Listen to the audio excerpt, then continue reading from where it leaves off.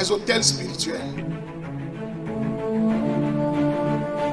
Quand nous parlons des autels, la plupart des chrétiens, surtout les anciens chrétiens, ils te poussent encore quoi ça? Parce que les autels, ils se disent que c'était pour les féticheurs. Les autels, c'était dans l'Ancien Testament. Dans le Nouveau Testament, on n'a pas besoin d'autel. Je peux te choquer. L'autel est encore plus efficace dans le Nouveau Testament, plus que l'Ancien Testament. Et pourquoi les chrétiens sont faits? Les chrétiens sont faits parce qu'ils ont oublié la notion des autels. Les chrétiens sont faibles, les chrétiens sont malheureux, les chrétiens sont malades, les chrétiens sont pauvres parce qu'ils ne connaissent pas comment les autels fonctionnent. Et les féticheurs sont forts, les sorciers sont forts, les gris-gris sont forts parce que eux, ils opèrent sur les autels. Écoute-moi, enfant de Dieu, même comme Jésus s'est sacrifié pour nous et Jésus nous a bénis. Toutes les bénédictions que Jésus nous a données, elles sont dans les lieux spirituels, invisibles. Les bénédictions de Jésus ne sont pas sur la terre. Il nous a donné toutes sortes de bénédictions en Christ Jésus, dans les lieux élevés. Ce n'est pas ici que les bénédictions de Jésus sont. Il a repris les clés et il a repris les bénédictions. Il nous a donné les clés, mais les bénédictions sont parties avec lui. Et maintenant, quand tu veux prospérer, quand tu veux vivre longtemps, quand tu veux avoir la santé, quand tu veux être fort, quand tu veux opérer, tu veux dominer, tu veux régner et tu apportes le nom de Jésus, tu as besoin d'une porte que tu vas établir par laquelle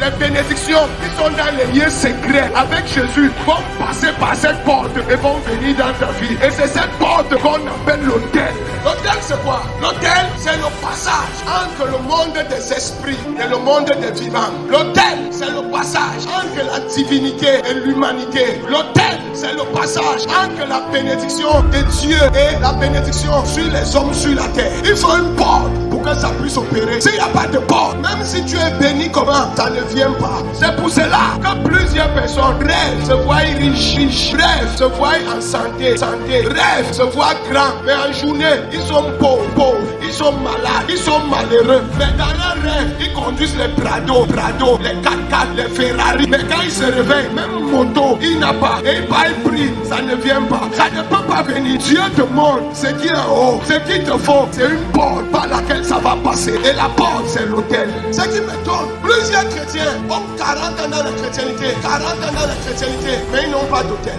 C'est pour ça que vous voyez, dans les églises, on a toujours des vieux papas, des vieilles mamans. Elles ont fait 30 ans à l'église. Même saines, elles n'ont pas. Elles sont plus tristes, plus malheureuses, plus pauvres. Leur seul espoir, c'est qu'elles vont partir au paradis. Mon frère, le paradis, c'est pour tous les enfants de Dieu qui vont travailler leur salut. Maintenant, la terre, c'est pour nous aussi. C'est nous qui devons opérer. Il a dit, je vous laisse Adam et Ève cultiver, dominer et assujettisser. Le ciel, c'est ma maison. La terre, c'est votre maison. Mais les chrétiens aujourd'hui, quand tu les parles des choses spirituelles, ils font comme ça. Le pasteur là, tu es sûr que c'est vrai, ce n'est pas un sorcier. Je suis un sorcier et ma sorcellerie marche. Arrête de te justifier. Quelqu'un dit que tu es sorcier, dit que oui, je suis sorcier et ma sorcellerie marche. Écoutez-moi, les chrétiens aiment la religion. Mon père s'asseyait au premier banc. Mon père partageait la communion à l'église. Maintenant, mon père n'est plus là. Je dois m'asseoir aussi. Je dois partager la communion. C'est notre église. Moi, c'est ce que les chrétiens aiment. Là où il n'y a aucune puissance, aucun Dieu, aucune vérité, la religion, c'est le cancer de la spiritualité. Pourquoi aujourd'hui, tout le monde dit que Dieu n'existe pas? Parce que c'est la religion qu'ils connaissent. C'est parce qu'ils n'ont jamais connu la spiritualité. On les a appris la religion. Et aujourd'hui, la religion ne les a rien apporté. Ils disent que Dieu n'existe pas. Viens me dire que Dieu n'existe pas. Je viens te fouetter la nuit. Tu vas savoir que Dieu existe. Enfant de Dieu. Et c'est la raison pour laquelle les chrétiens sont tellement bénis, mais tellement malheureux. Les chrétiens sont tellement bénis, mais tellement malades. Les chrétiens sont tellement bénis, mais tellement pauvres. Pourquoi? Parce qu'il n'y a pas de porte entre leur autel, entre leur bénédiction et eux. Je vous en prie, écoutez-moi. Dieu ne peut rien faire sur la terre sans l'homme. Aussi puissant que Dieu est, Dieu n'a pas le droit de venir sur la terre si un homme ne l'a pas appelé. Aussi souverain que Dieu est, Dieu n'a pas le droit de faire quelque chose sur la terre si un homme ne l'a pas appelé. Il dit quoi? J'ai établi ma parole au-dessus de moi. Et le fondement de son trône, c'est sa justice. Ça veut dire, s'il viole sa parole, automatiquement, son trône n'est plus en équilibre. Ce qui garde son trône et ce qui fait de lui le Dieu de génération en génération, c'est parce que sa parole est la même hier, aujourd'hui aujourd'hui, éternellement. Même quand ça part contre lui, il ne peut pas intervenir parce que sa parole dit ça. Quand tu lis Genèse 1, verset 28, Dieu les bénit. Dieu leur bénit. Et Dieu leur dit, Et Dieu leur dit, soyez féconds, soyez féconds multipliez, remplissez la terre et l'assujettissez, et assujettissez. et dominez sur les poissons de la mer, sur les oiseaux du ciel et sur tout animal qui se meut sur la terre. Attendez, je vais te poser une question. C'est la parole de Dieu. Et Dieu est en train de donner ça à qui? De faire quoi? De dominer la terre, d'assujettir la terre, de multiplier, de cultiver, de travailler et de garder. Dieu dit, le pouvoir de faire ça, j'ai donné à l'homme. Ce n'est plus moi qui ai ce pouvoir, c'est l'homme qui doit faire ça. Dieu dit, la fornication n'est pas bien.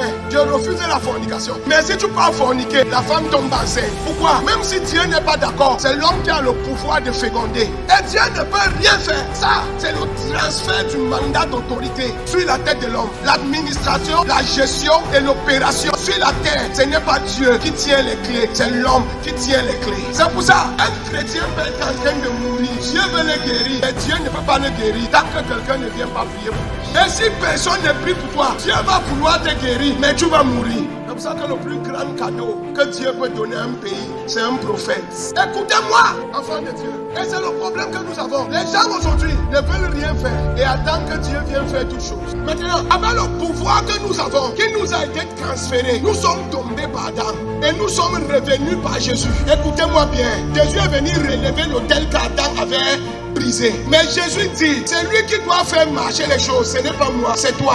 J'ai fait tout ce que j'avais à faire. Tout est accompli. Ton mariage est accompli. Ton travail est accompli. Ton voyage est accompli. Ton élévation est accomplie. Ta guérison est accomplie. Ta fortune est accomplie. Ta longévité est accomplie. Mais c'est en haut là-bas. Maintenant, c'est ta responsabilité de poser une porte par laquelle tu vas prendre. Tu ne vas pas demander. Tu vas prendre ce qui t'appartient. Tu vas arracher ce qui t'appartient. Tu vas récupérer ce qui t'appartient. Depuis le jour de Jean-Baptiste, le royaume de Dieu appartient aux violents et les violents s'emparent de force. Et tu ne peux pas t'accaparer du royaume s'il n'y a pas une porte par laquelle tu passes. Les hôtels ne sont pas une création du diable. Les hôtels, c'est une création de Dieu. Le diable a juste photocopié. Abraham, quand Dieu l'a appelé de la maison de son père et l'a envoyé à Canaan pour voir la terre, arrivé là-bas, il a bâti un hôtel. L'hôtel n'était pas pour le diable, l'hôtel était pour Dieu. Quand Isaac a été visité par Dieu dans le pays des Philistins et qu'il a dit ne descends pas en Égypte et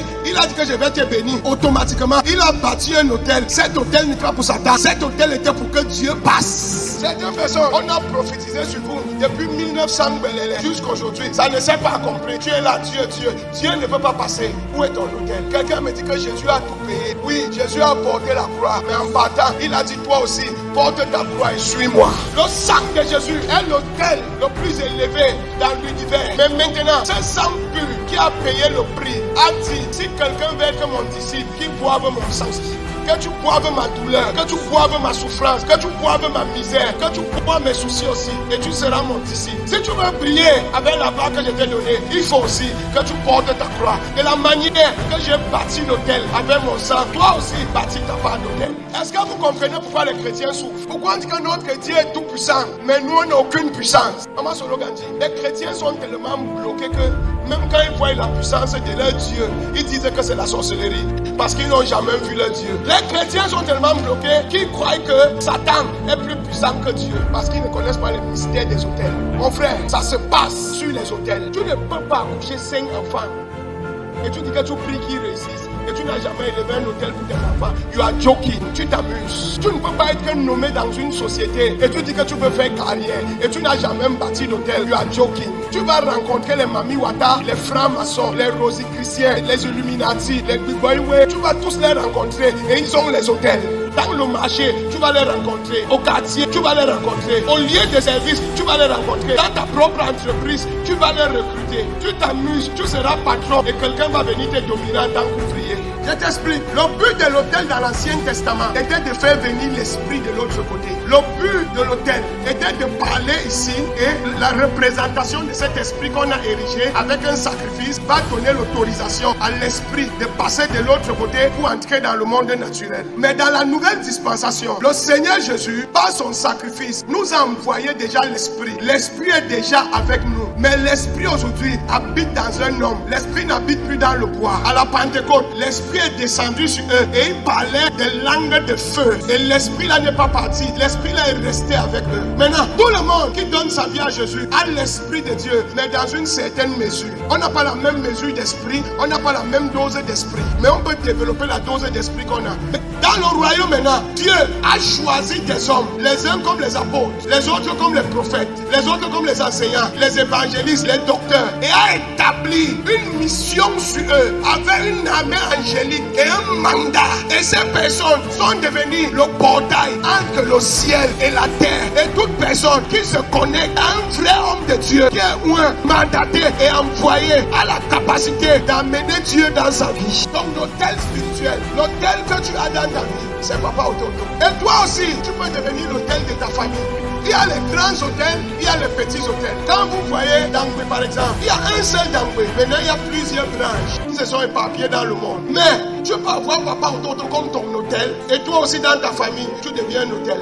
Aujourd'hui, tout ce que tu partais faire sur les sacrifices au village, tu n'as plus besoin. Viens voir Papa Ototo. La réponse sera plus rapide qu'avant. Parce que l'esprit n'est plus de l'autre côté. L'esprit est sur place. 1 Corinthiens 6, verset 17. Mais celui qui s'attache au Seigneur est avec lui un seul esprit. L'esprit n'est plus de l'autre côté. L'esprit est en la personne. Un seul esprit. Ce n'est plus seulement ton esprit. Il dit que c'est l'esprit de l'homme qui connaît les secrets et les choses de l'homme. Et c'est l'esprit de Dieu qui connaît les secrets et les choses de Dieu. Et si l'esprit de Dieu et l'esprit de l'homme devient un esprit, ça veut dire les secrets et les choses de Dieu sont révélés aux hommes. Tout ce que tu vas voir vient de ton hôtel. Tout ce que tu vas devenir vient de ton hôtel. Tout ce que tes enfants vont devenir vient de l'hôtel où tu es. Tu dois chérir ton hôtel. Tu dois entretenir ton hôtel. Tu dois veiller sur ton hôtel. Tu dois prier pour ton hôtel. Tu dois jeûner pour ton hôtel. Parce que tant que ton hôtel est debout, ta vie sera debout.